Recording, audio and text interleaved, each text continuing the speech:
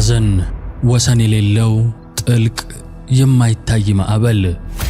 የሐዘኗ ብዛት የስቃይዋ ጥልቀት ተቆጥሮ አያልቅም።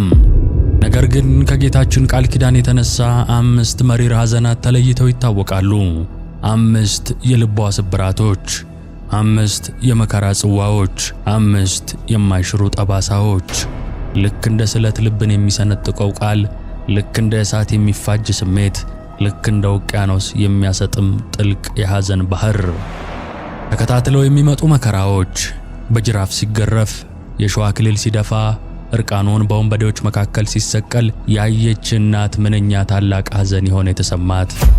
ይህንን ሐዘን ያዕቆብ አላየውም፣ ራሔል አታውቀውም። ድንግል ማርያም ግን ሁሉንም አስተናግዳለች፣ ሁሉንም በልቧ ተሸክማለች። የልጇ ክቡር ደም በጭንጫው ላይ ሲፈስ፣ ምድር ስትናወጥ፣ ፀሐይ ስትጨልም ያየች እናት ምን ይወጣት ይሆን? ማን ሊያጽናናት ይችላል? ነቢያት፣ ቅዱስ ዳዊት፣ መላእክት፣ ማንም አልቻለም። ልጇ ግን ከሰቃዩ መሃል አያት፣ መጽናኛን ሰጣት። በመጨረሻም በአዲስ መቃብር ሲቀበር፣ ጨለማው ሲደራረብ፣ 5ኛው ሐዘን ልቧን ሞላው። የእነዚህን ሐዘናት ጥልቀት እንመረምራለን። አብራችሁን ቆዩ። ይህ የእመቤታችን የቅድስት ድንግል ማርያም 5ቱ ሐዘናት ናቸው።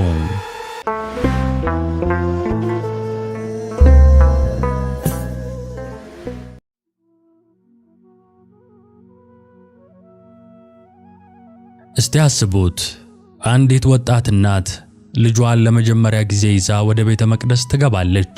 ልቧ በደስታ ተሞልቷል። የወደፊት ተስፋ በዓይኖቿ ይንጸባረቃል። ያ ብላቴና ዓለምን የሚያድን መድህን ገና በእጆቿ ላይ ነው። በዚያ ቅዱስ ስፍራ ሁሉም ነገር ሰላማዊ፣ ሁሉም ነገር ብሩህ ይመስላል። ግን ድንገት አንድ ሽማግሌ፣ አረጋዊው ስምዖን ወደ እነርሱ ቀረበ። ፊቱ በአምላካዊ ብርሃን ተሞልቷል። ዓይኖቹ በእንቆቅልሽ የተሞሉ ናቸው። ይህ ሰው የእግዚአብሔር መንፈስ ያደረበት፣ የእስራኤልን መጽናናት የሚጠባበቅ ጻድቅ ሰው ነው። ልጁን አቅፎ ባረከው፣ ለእግዚአብሔር ምስጋና አቀረበ። እስከዚህ ድረስ ሁሉም ነገር መልካም ነው።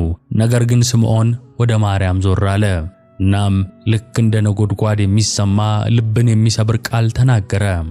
ቃላቶቹ እንደ ስለታም ቢላዋ፣ እንደ እሳት ልሳን የማርያምን ልብ ወጉ። እነሆ አለ ስምዖን በታላቅ አክብሮትና ጥልቅ በሆነ ሐዘን እየተመለከታት፣ ይህ ሕፃን ለእስራኤል ብዙዎችን ለመውደቃቸውና ለመነሳታቸው ለሚቃወሙትም ምልክት ተሹሟል አለ ትንፋሹ እየተቋረጠ። ምን ማለት ነው? ይህ ንጹሕ ሕፃን እንዴት የመውደቅና የመነሳት ምክንያት ይሆናል? እንዴትስ ይቃወሙታል? ገና ያልተፈጠሩ ጥያቄዎች በጭንቅላቷ ውስጥ እንደ መብረቅ ብልጭ አሉ። ስምዖን ግን ንግግሩን ቀጠለ። የመጨረሻውን እጅግ አሰቃቂ ቃል ተናገረ።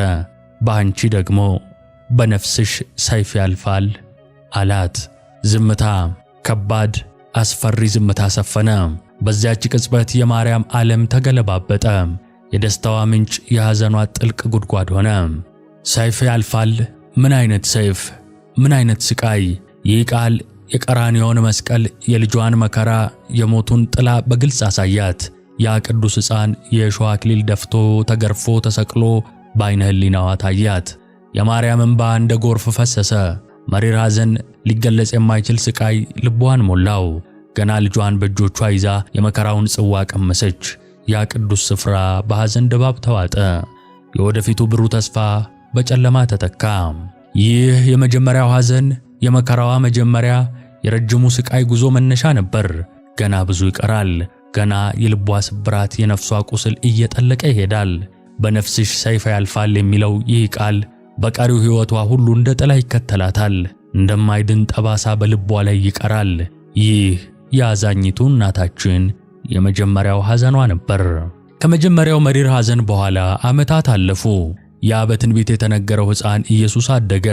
ብልህ፣ ታዛዥና አፍቃሪ ልጅ ሆነ። የማርያም ልብ ምንም እንኳን የቀደመውን ትንቢት ጥላ ቢሸፍንም በልጇ ፍቅርና ጸጋ ተሞልቶ ነበር። በየዓመቱ የድንግል ማርያም ቤተሰብ እንደ ዘመኑ ሕግ ልማድ ፋሲካን ለማክበር ወደ ኢየሩሳሌም ይጓዙ ነበር። እናም በአንደኛው ዓመት ያ አስፈሪው ቀን ደረሰ። ጌታ የ12 ዓመት ልጅ ሳለ እንደተለመደው ወደ ኢየሩሳሌም ወጡ። የበዓሉ ቀናት ካለፉ በኋላ ወደ ናዝሬት ለመመለስ ተነሱ። ድንግል ማርያምና ዮሴፍ ኢየሱስ ከዘመዶቻቸውና ከጓደኞቻቸው ጋር እንዳለ በማሰብ የቀን ጉዞ ያህል ተጓዙ። በዚያን ዘመን ልማድ ወንዶችና ሴቶች ተለያይተው ይጓዙ ነበር። ስለዚህ ድንግል ማርያም ከሴቶቹ ጋር፣ ዮሴፍ ከወንዶቹ ጋር ነበሩ። ምሽት ላይ ሁሉም ሲገናኙ ግን ኢየሱስ አልነበረም። ልብን በሚሰብር ቅጽበት ማርያም ልጇ እንደሌለ ተረዳች። ፍርሃት እንደ መርዝ በደም ስሮቿ ውስጥ ተሰራጨ። የት ነው ያለው? ምን ሆኖ ይሆን? ከዚህ በፊት ተሰምቷት የማያውቅ ጭንቀት ልክ እንደ ከባድ ድንጋይ ደረቷ ላይ ተጫናት። ዮሴፍም እንዲሁ ደነገጠ። ወዲያውኑ ወደ ኋላ ተመልሰው መፈለግ ጀመሩ። ኢየሱስን አያችሁት? ማርያም ዓይኖቿ በእንባ እያቀረሩ መንገደኞችን ሁሉ ትጠይቅ ጀመር። መልሱ ግን ሁልጊዜም አንድ ነበር። እያንዳንዱ አላየነውም የሚል ቃል ልቧን እንደ ቀስት ይወጋታል። ተስፋ መቁረጥ እንደ ጭጋግ በዙሪያዋ ይጠመጠም ጀመር። ወደ ኢየሩሳሌም ተመለሱ። ያንን ግዙፍ ከተማ በየመንገዱ በየስርቻው ልጇን ፍለጋ ተንከራተቱ። ሌሊቱ ወደቀ፣ ቀኑ ነጋ። ፍለጋው ግን ቀጠለ። እንቅልፍ አልወስድ አላት፣ ምግብ አልበላ አላት። ልቧ በጭንቀት ተሞልቶ ዓይኖቿ በእንባ ደፍርሰው ያለማቋረጥ ልጄ ልጄ እያለች ትጣራ ነበር። በዚያ ግዙፍ በሰው በተጨናነቀ ከተማ ውስጥ የጠፋ አንድ ልጇ። ይህ ስቃይ እንዴት ይገለጻል? የእናቱ ልብ ምን ያህል ተሰብሮ ይሆን? ቀድሞ የተናገረው የሰይፍ ትንቢት አሁን እንደገና በልቧ ውስጥ ተሰማት። ያ የጠፋው ልጅ፣ ያ ፍለጋ፣ ያ ጭንቀት፣ ይህ ሁሉ የመከራዋ አካል ነበር። ሙሉ 3 ቀን ማርያም ልጇን ፍለጋ ስትባዝን ቆየች። እያንዳንዱ ቅጽበት እንደ ዘላለማዊነት ተሰማት። በሕይወቷ ውስጥ እንደዚህ ያለ ረጅም፣ እንደዚህ ያለ አስጨናቂ ጊዜ አጋጥሟት አያውቅም። ይህ ሁለተኛው ሐዘን ልክ እንደ ማዕበል መጥቶ ልቧን አናወጠው። የስቃይዋ ጥልቀት ከቃላት በላይ ነበር። ይህ የፍለጋው፣ የጭንቀቱ፣ የተስፋ መቁረጡ ዘመን በድንግል ማርያም ሕይወት ውስጥ የማይረሳ ጠባሳ ጥሎ አለፈ። ከጠፋበት ተገኝቶ ወደ ናዝሬት ከተመለሰ በኋላ ዓመታት እንደ ወራጅ ውሃ ፈሰሱ። ኢየሱስም በጉልምስና ዕድሜው የእግዚአብሔርን መንግሥት እያስተማረ ድንቅ ተአምራትን እያደረገ በይሁዳ ምድር ይዘዋወር ጀመር። የድንግል ማርያም ልብ በልጇ ሥራዎች ደስታ ቢሰማትም ያ የጥንቱ ትንቢት ግን ልክ እንደ ጥላ ከኋላዋ አብሯት ይጓዝ ነበር። የልጇ ክብር እየጨመረ ሲሄድ የጠላቶቹም ቁጥር አብሮ ያድግ ነበር። እናም የአስፈሪው ጊዜ መጣ። የክህደት ምሽት፣ የፍርሃት ሌሊት። ጌታ በደቀ መዛሙርቱ ተከቦ በጌቴሴማኒ ሲጸልይ የሮማ ወታደሮችና የካህናት አለቆች አገልጋዮች በይሁዳ መሪነት መጡ። ልክ አውሬ ሊያድኑ እንደተዘጋጁ አዳኞች ጩቤና ዱላ ታጥቀው በክፋት ተሞልተው ኢየሱስን ያዙት።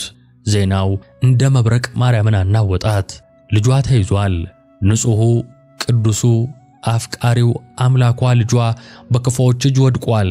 ያ የጥንቱ የሰይፍ ትንቢት አሁን በግልጽ እየተፈጸመ ነበር። ልቧ በከፍተኛ ሐዘን ተመታ።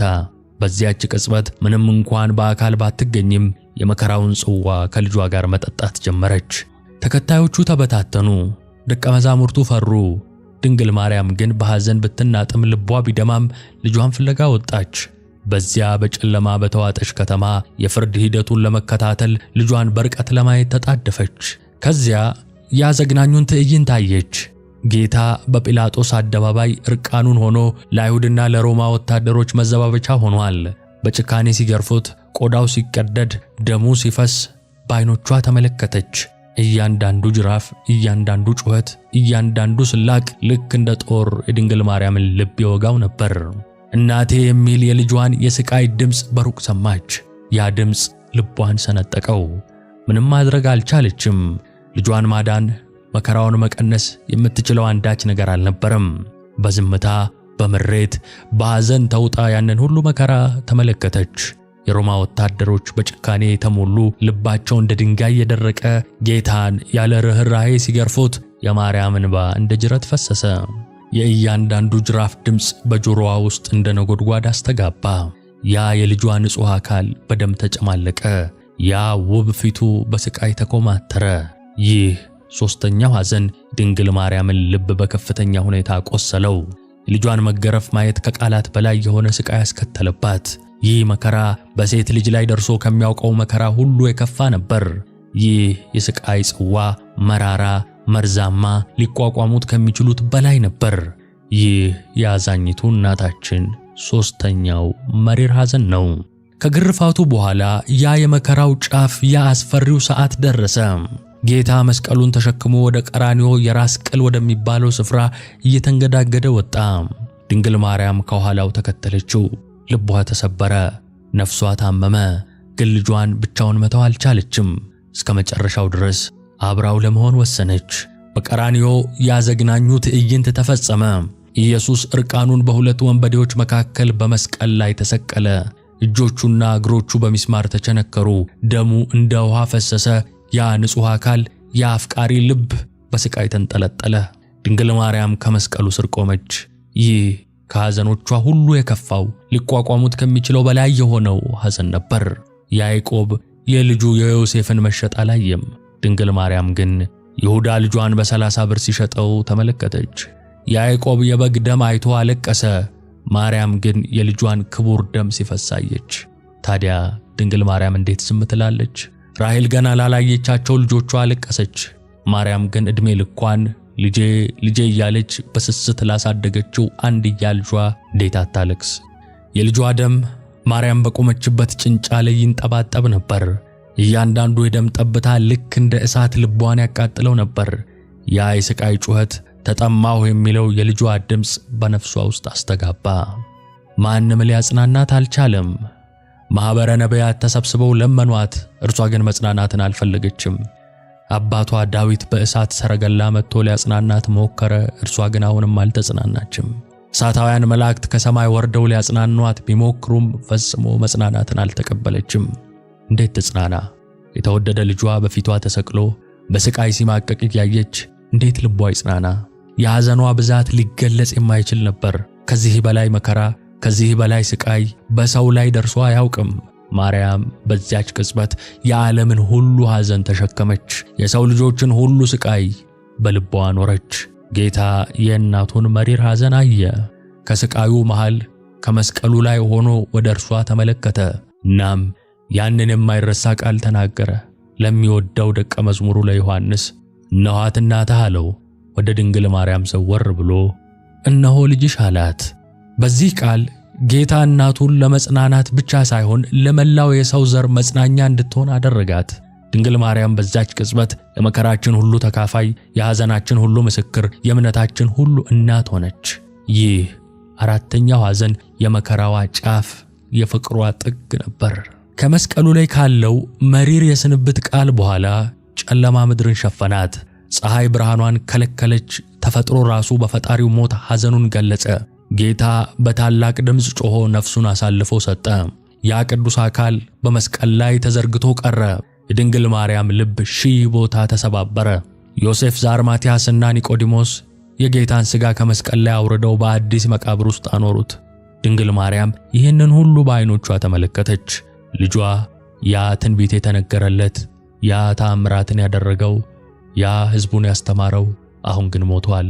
በጨርቅ ተገንዞ በቀዝቃዛ መቃብር ውስጥ ተኝቷል። የሐዘኗ ጥልቀት ከዚህ በፊት ከነበረው ሁሉ የከፋ ሆነ። የቀድሞዎቹ ሐዘናት ልክ እንደ ማዕበል መጥተው ያለፉ ነበሩ። ይህኛው ግን ልክ እንደ ውቅያኖስ ልቧን ሙሉ ለሙሉ ሸፈነው። ልጇን በአሰቃቂ ሁኔታ ማጣቷ ከዚህ በላይ የሚያሳዝን ምን ነገር አለ? ወደ መቃብሩ ሲወርዱት ከኋላ ተከተለቻቸው። ድንጋዩ ሲንከባለል፣ የመቃብሩ በር ሲዘጋ የመጨረሻውን የስንብት እይታ ተመለከተች። ያ ቅዱስ ስፍራ አሁን የሐዘን፣ የጨለማ፣ የተስፋ መቁረጥ ቦታ ሆነ። ድንግል ማርያም ከመቃብሩ ፊት ለፊት ተንበረከከች። እንባዋ እንደ ጅረት ፈሰሱ። ልጄ፣ ወዳጄ እያለች ስታለቅስ ድምጿ በዚያ ባድማ ስፍራ አስተጋባ። የልቧ ስብራት፣ የነፍሷ ቁስል ሊሽር የማይችል ሆነ። ይህ አምስተኛው ሐዘን የመከራዋ መጨረሻ አልነበረም። የሐዘኗ መደምደሚያ አልነበረም።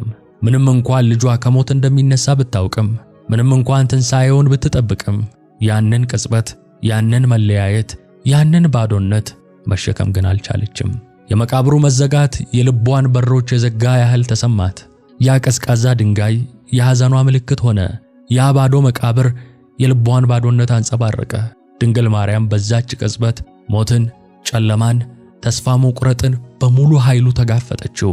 ይህ ሐዘን ከሌሎቹ የሚለየው በዝምታ ውስጥ ባለ ጥልቅ ስቃይ ነው። ከዚህ በፊት ጩኸት ነበር፣ እንባ ነበር። አሁን ግን የልጇን በድን አካል ካየች በኋላ ከባድ፣ አስፈሪ ዝምታ ሰፈነ። ይህ ዝምታ የልቧን ስብራት፣ የነፍሷን ቁስል በግልጽ ያሳያል። ይህ የመቃብሩ ቅዝቃዜ የሐዘኗን ጥልቀት ያመለክታል። ይህ የአዛኝቱ እናታችን አምስተኛውና የመጨረሻው የተባለው ሐዘን የልጇን መቃብር መመልከቷ ነበር።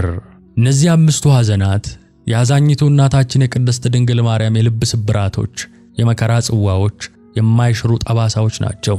እነዚህ ሐዘናት ዝም ብለው ያለፉ፣ የተረሱ፣ የተዘነጉ አይደሉም። እነዚህ ሐዘናት ዛሬም ይናገራሉ፣ ዛሬም ያስተምራሉ፣ ዛሬም ያጽናናሉ። ድንግል ማርያምን ሐዘን ማስታወስ፣ ከእርሷ ጋር መተባበር፣ በእርሷ አማላጅነት መታመን ታላቅ ዋጋ አለው።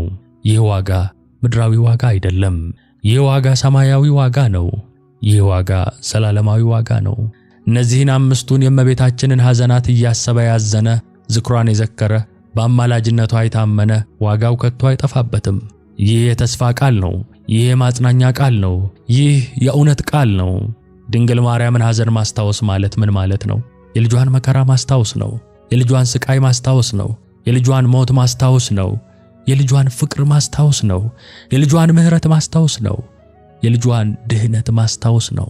ከእርሷ ጋር መተባበር ማለት ምን ማለት ነው? ከእርሷ ጋር ማዘን ነው። ከእርሷ ጋር መጸለይ ነው። ከእርሷ ጋር መታገስ ነው። ከእርሷ ጋር መውደድ ነው። ከእርሷ ጋር መራራት ነው። ከእርሷ ጋር መጽናናት ነው። በእርሷ አማላጅነት መታመን ማለት ምን ማለት ነው? እርሷ ወደ ልጇ እንደምታቀርበን ማመን ነው። እርሷ ስለኛ እንደምትማልድ ማመን ነው።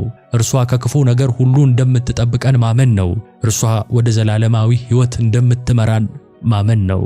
ድንግል ማርያምን ሐዘን ስናስታውስ፣ ከእርሷ ጋር ስንተባበር፣ በእርሷ አማላጅነት ስንታመን ከክርስቶስ ጋር እንተባበራለን። ከክርስቶስ ጋር እንታረቃለን። ከክርስቶስ ጋር እንኖራለን። ከክርስቶስ ጋር እንነሳለን። ስለዚህ የተወደዳችሁ ወንድሞችና እህቶች የድንግል ማርያምን ሐዘን እናስታውስ። ከእርሷ ጋር እንዘን። በእርሷ አማላጅነት እንታመን። ዋጋችን ከቶ አይጠፋብንም። ድንግል ማርያም የሐዘናችን ተካፋይ፣ የመከራችን ደጋፊ፣ የተስፋችን መሠረት ናት። የእርሷ ሐዘን የኛ መጽናኛ ነው። የእርሷ ስቃይ የኛ ብርታት ነው። የእርሷ ፍቅር የኛ ድህነት ነው። በእነዚህም ሐዘናት መጽናናት ለሚሹ ሁሉ መጽናኛ ትሆናለች። በሐዘን ለደከሙ ብርታትን ትሰጣለች። በተስፋ መቁረጥ ውስጥ ላሉ ተስፋ ትሆናለች። ድንግል ማርያም ጸሎትና አማላጅነት አይለየን። የድንግል ማርያምን 5 መሪር ሐዘናት የዳሰስንበት የዛሬው ዝግጅታችን በዚህ ይጠናቀቃል። አብራችሁን ስለቆያችሁ እናመሰግናለን። ሰላም እግዚአብሔር ከሁላችን ጋር ይሁን። አሜን።